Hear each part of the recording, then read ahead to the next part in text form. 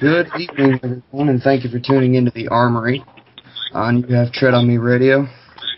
Tonight, we got a very awesome show coming up for you. Have some interesting guests. Just real quick, I'm going to recap on the show this morning, the real quick show I had. My show. We're going to be basically covering fundamentals of establishing a cohesive militia unit, and I'm going to be bringing on several different guests to discuss all of that. Things like leadership, recruiting, everything that it takes to create and maintain a unit. So, real quick, before we get into introductions, I'm going to plug the book by Joseph P. Martino, Resistance to Tyranny. Randy and I have both agreed that should be required reading for militia men and women, and definitely required for the committees of safety libraries once everybody gets that going. So right now, tonight, we have on the line Amelia Foxwell, who is the leader of Militia Unity Project and featured writer for Guns and Patriots and Human Events. We also have Darren Wilburn, also known as Night Owl, leader of the Florida Charter Oaks and SECOM. Chris Curry, who is assistant team leader of the Florida Charter Oaks, and Sergeant Charles Dyer, also known to everybody in the community as July 4 Patriot. So, Charles Dyer will be joining us a little bit later. Amelia, you there? I'm here. Okay, you can go ahead and start with introductions. We'll start with you and then go around and see who else we got on with you. Okay, at the moment, it's I and White Owl, who is Darren Wilburn, and shortly Chris Curry and Charles Dyer will be joining us. The main thing that we're doing at the moment is that we're here in Oklahoma to meet with and talk to Charles about his court case. And I had an opportunity earlier to meet with him and talk to him about the projects that I'm working on and that I have a lot of people who are helping me work on to do media outlets and to do some preemptive strike things and some more community involvement and a political lobby for the militia movement.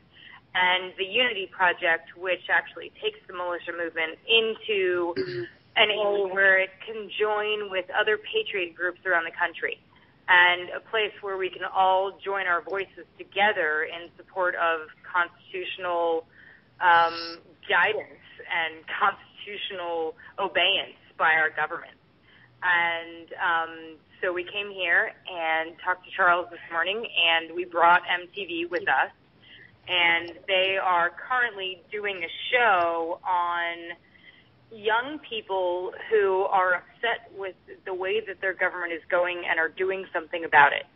So they've chosen to follow me as one of the members for this show, and so far they've followed me, to like my yoga class, to just sessions at my school, to my home life, to our FTX.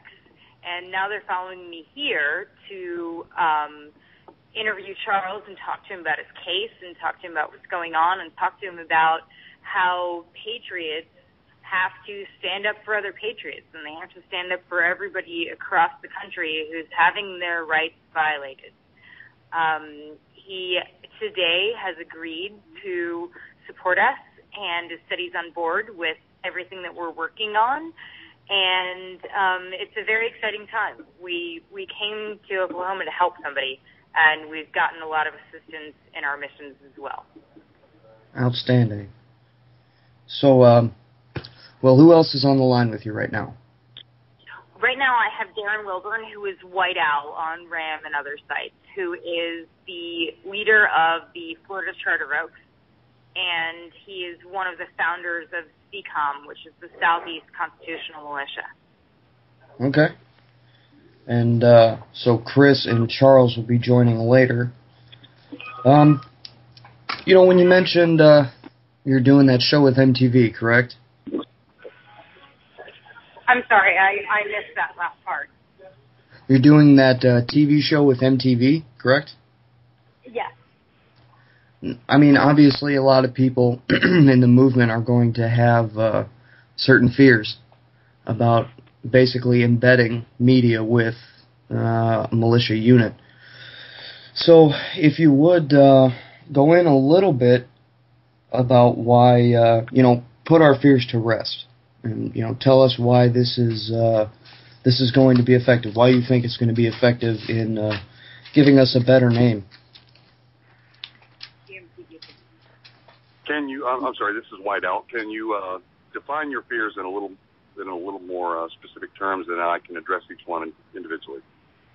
Okay. I'm sure the first and foremost is taking what we have to say out of context and making us look like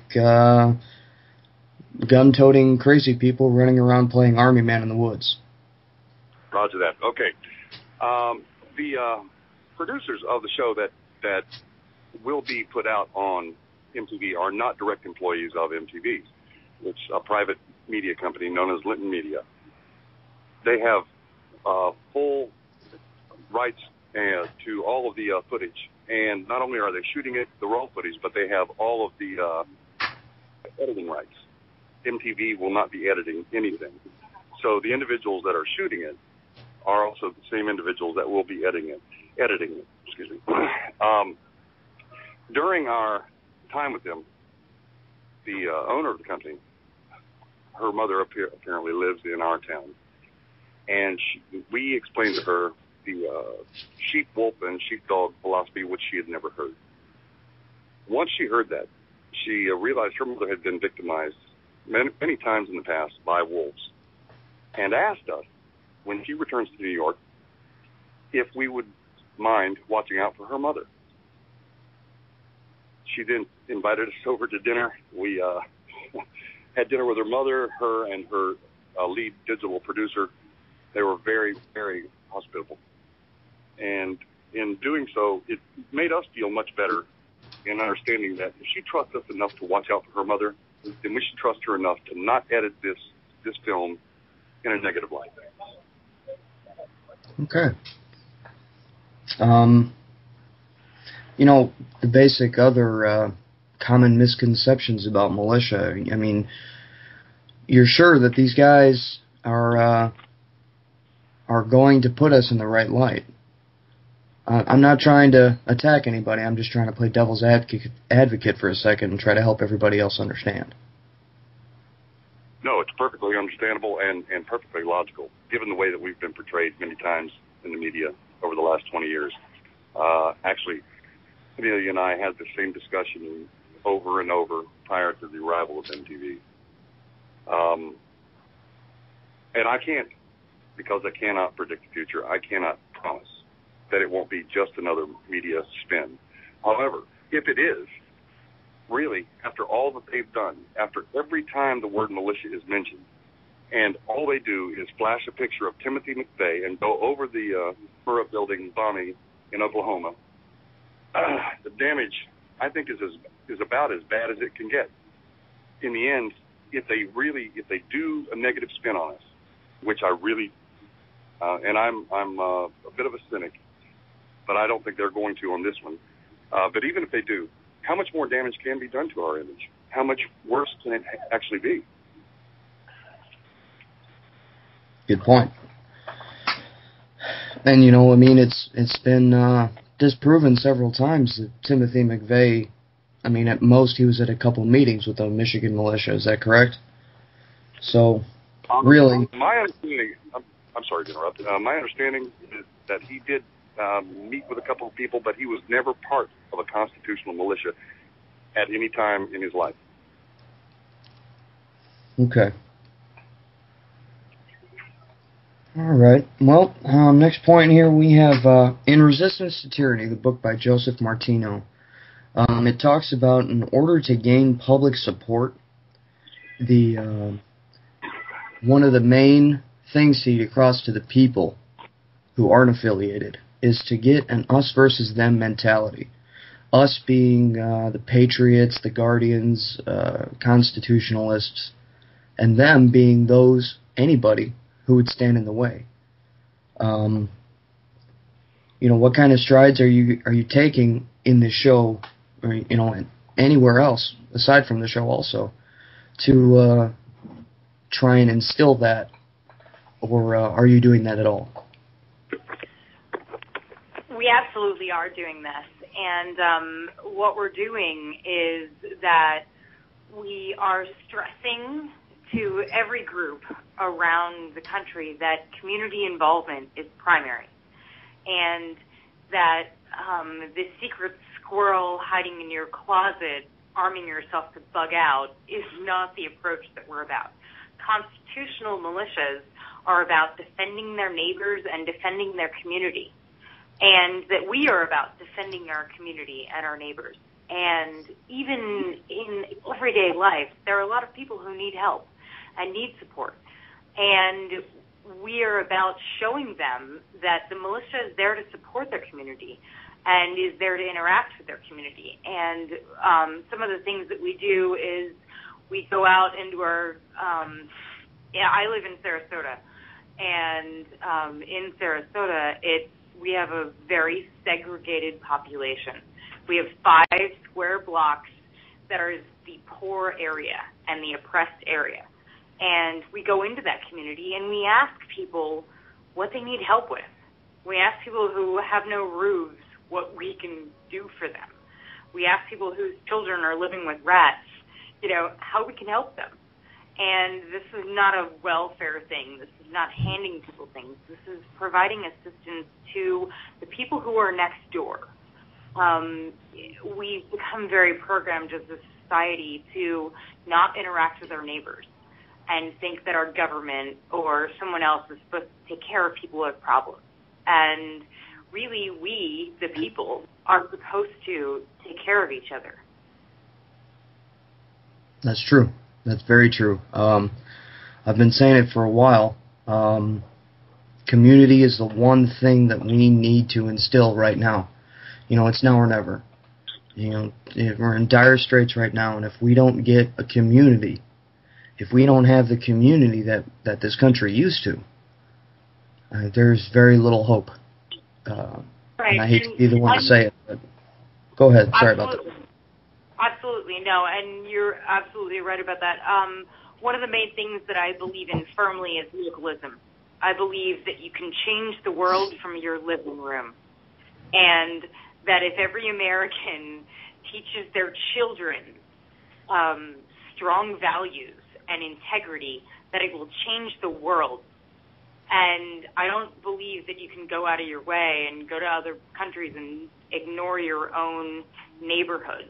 I believe you have to focus where you are and start there. Absolutely. I mean, it's about time that we start caring about Americans first. Yeah. It's really great. This is just me speaking. This isn't anybody else. It's really great that we had donations to Haiti and all these other places, but we still have people displaced by Katrina.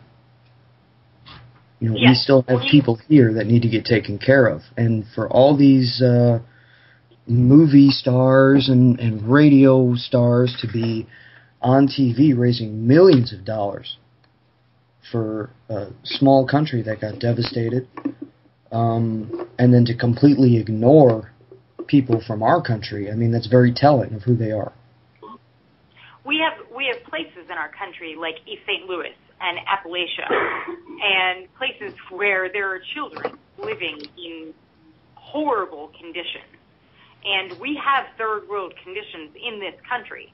It's just nobody knows about it because it's not advertised and it's not talked about. And we have had many situations in this country that are just as dire as Haiti, just as dire as Japan. And we ignore them because we care about big publicity. And that's it.